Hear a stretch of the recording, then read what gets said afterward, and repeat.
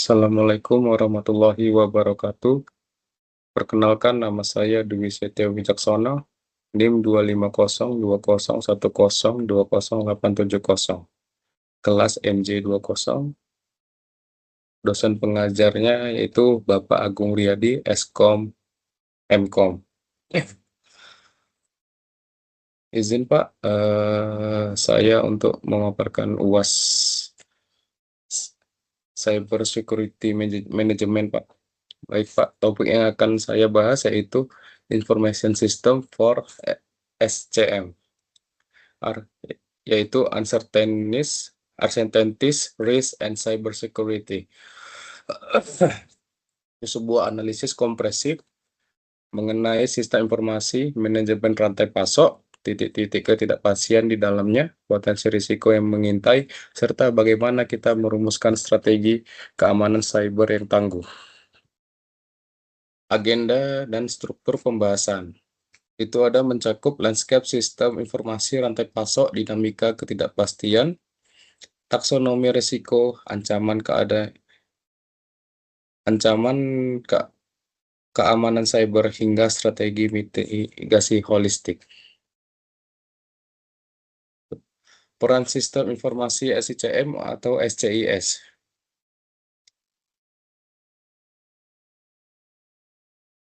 Izin Bapak, Sistem Informasi Rantai Pasok dan Supply Chain Information System atau SCIS telah mengubah cara industri bekerja.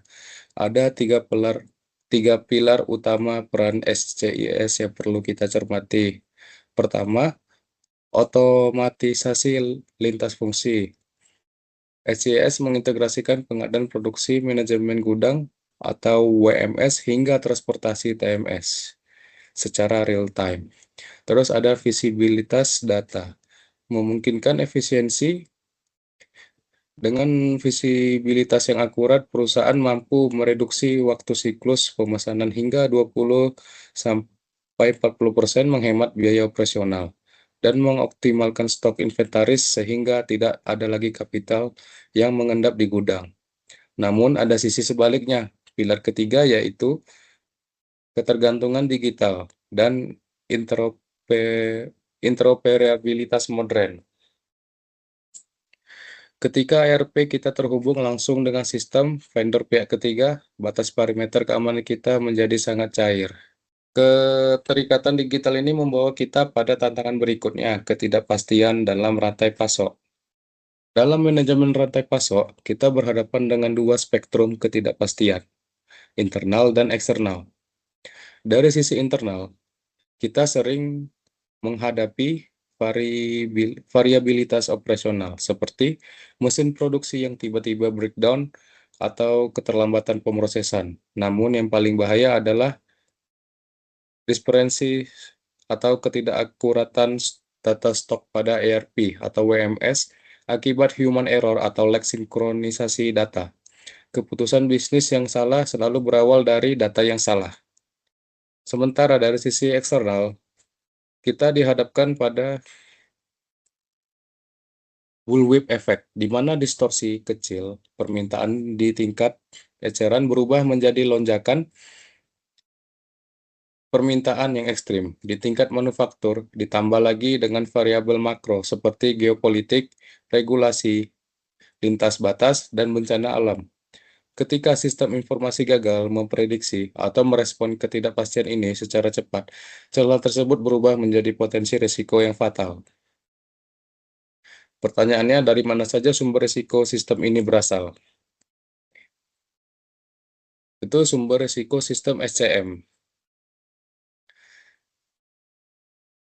Jika kita bedah sumber risikonya, ada tiga faktor utama yang wajib kita waspadai. Yang pertama ada infrastruktur IT. Ini mencakup legacy system atau sistem lama yang tidak lagi diperbarui patch keamanannya, kerentanan perangkat keras, serta keandalan jaringan transmisi. Terus yang kedua ada faktor manusia. Ingat, sistem paling canggih sekalipun bisa dijebol karena celah manusia. Kurangnya awareness keamanan cyber, human error, penyalahgunaan hak akses, hingga jebakan social engineering seperti email phishing. Yang ketiga itu integrasi vendor. Ini adalah pintu belakang atau backdoor saat kita membuka API atau Application Program Interface untuk mitra eksternal yang standar keamanannya lebih rendah dari kita. Kredensial perusahaan kita ikut terancam.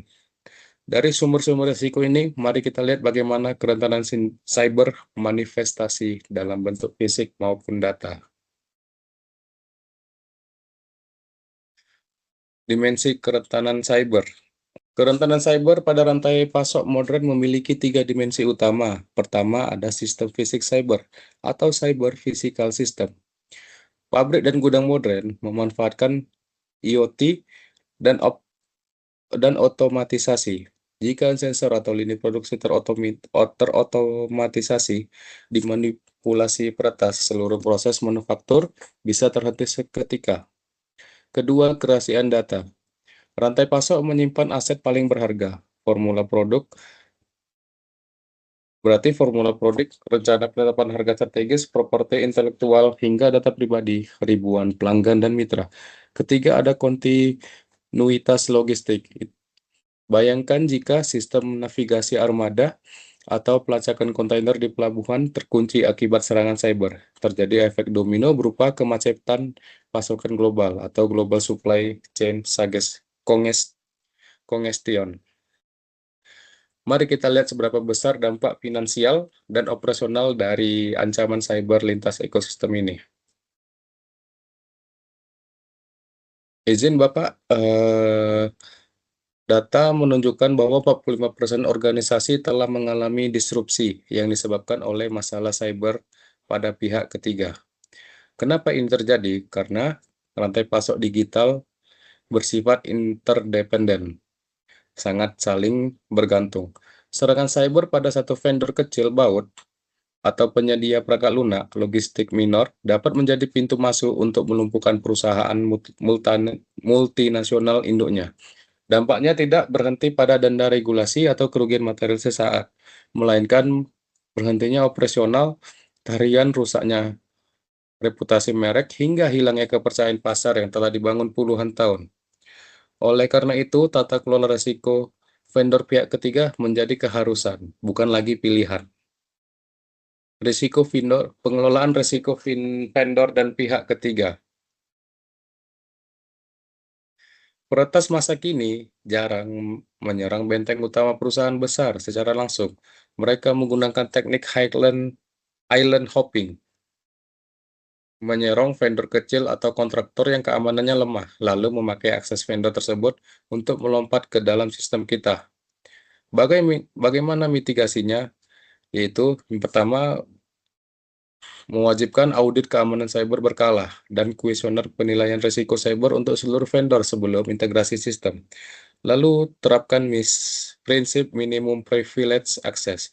Berikan akses data hanya sebatas apa yang benar-benar dibutuhkan vendor untuk bekerja. Yang ketiga itu cantumkan Service Level Agreement atau SLA, keamanan yang ketat dalam kontrak hukum, termasuk kewajiban pelaporan cyber maksimal 1 kali 24 jam. Baik Bapak, ini adalah kerugian finansial serangan. Dari serangan ransomware dan downtime operasional menjadi penyumbang terbesar kerugian material dalam insiden cyber SCM modern. Itu ransomware dan pemerasan itu ada di yang pertama itu sebanyak 88%, downtime operasional itu 76%, kebocoran kekayaan intelektual itu ada 58%, dan denda regulasi dan kepatuhan itu ada 42%. Lalu strategi ketahanan cyber. Untuk mengimbangi kompleksitas ancaman ini, kita memerlukan 4 pilar strategi keamanan cyber. Yang pertama ada arsitektur Zero Trust. Prinsip utamanya sederhana, never trust, always verify. Setiap pengguna, perangkat, maupun koneksi API harus diverifikasi secara ketat sebelum diberikan hak akses, tanpa memandang apakah mereka berada di luar atau di dalam jaringan kantor. Yang kedua, enskripsi data end-to-end. Pastikan data transaksi manifest kapal atau truk, dan dokumen finansial terinskripsi sempurna, baik saat transit atau data in transit maupun saat tersimpan di database. Yang ketiga, pembaruan sistem dan patch manajemen. Jangan pernah menunda pembaruan patch keamanan software. Itu berarti kita harus melakukan analisis kerentanan secara rutin dan menutup celah keamanan perangkat lunak tanpa menunda. Cadangan data dan disaster recovery. Memiliki backup terisolasi atau air-gapped backup yang teruji secara rutin, sehingga jika terjadi serangan ransomware, kita dapat memulihkan operasional tanpa perlu membayar tebusan. Untuk memastikan strategi ini berjalan secara konsisten, kita harus mengacu pada standar kerangka kerja internasional. Itu kerangka kerja keamanan SCM ini memiliki standar, terus fokus utamanya apa, dan aplikasi dalam praktek pasok apa aja. Kita tidak perlu membuat roda baru, sudah ada standar internasional yang menjadi acuan kepatuhan dan tata kelola keamanan rantai pasok. Yang pertama itu ada ISO IEC 27001. Fokus utama standar emas untuk sistem manajemen keamanan informasi dalam organisasi dan jaringan mitra. Terus yang ada NIST Cyber Security Framework, paduan taktis 5 langkah identify, protect, detect, respond, dan recover. ISO 28000 itu khusus untuk mengatur sistem manajemen keamanan rantai pasok dan logistik fisik maupun digital. GDPR atau Undang-Undang Perlindungan Data Pribadi atau Undang-Undang PDP menjamin kepatuhan hukum terkait privasi data konsumen serta karyawan yang mengalir dalam SCIS. Selain kerangka kerja regulasi, teknologi modern apa saja yang bisa menjadi game changer dalam perlindungan rantai pasok? Itu teknologi pertahanan cyber. Teknologi keamanan cyber kini berkembang pesat untuk menjawab tantangan SCM. Yang pertama itu blockchain. Itu menyediakan buku besar terdistribusi atau immutable ledger dan tidak dapat diubah. Sangat ideal untuk menjamin lacak, balak, dan transparansi asal-usul barang. Yang kedua ada AI Anomaly Detection, memanfaatkan machine learning untuk memantau lalu lintas data SCIS 24 jam per 7 hari. AI mampu mendeteksi anomali perilaku sistem hanya dalam hitungan milidetik sebelum bahaya menyebar. Yang ketiga ada Cloud Security Posture Management atau CSPM, memastikan integrasi platform berbasis cloud pada SCM global terkonfigurasi dengan aman dan bebas celah. Untuk memberikan gambar konkret, mari kita pelajari pelajaran penting dari insiden nyata yang sudah pernah terjadi di industri. Studi kasus gangguan cyber. Sejarah mencatat sebagai insiden cyber kelam di sektor logistik dan manufaktur sering seperti serangan NotPetya atau insiden vendor otomotif menunjukkan pentingnya ketahanan cyber. Satu titik kegagalan pada software manajemen inventaris dapat menyebabkan pembekuan distribusi nasional, penumpukan kontainer pelabuhan, dan kerugian finansial. Peta jalan keamanan SCM. Pembangunan ketahanan cyber rantai pasok harus dilakukan secara bertahap melalui 4 fase peta jalan atau roadmap. Fase 1, assessment, yaitu petakan seluruh aset data SCM dan lakukan audit penilaian risiko pada vendor eksternal. Yang kedua, fase 2 itu proteksi, terapkan arsitektur zero trust, enkripsi data, dan kontrol akses ketat.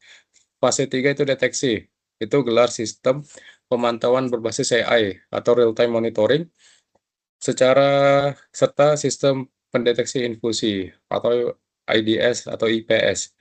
Fase 4 itu resiliensi, yaitu lakukan simulasi pemulihan bencana atau disaster recovery test secara berkala dan bangun budaya sadar cyber pada seluruh karyawan.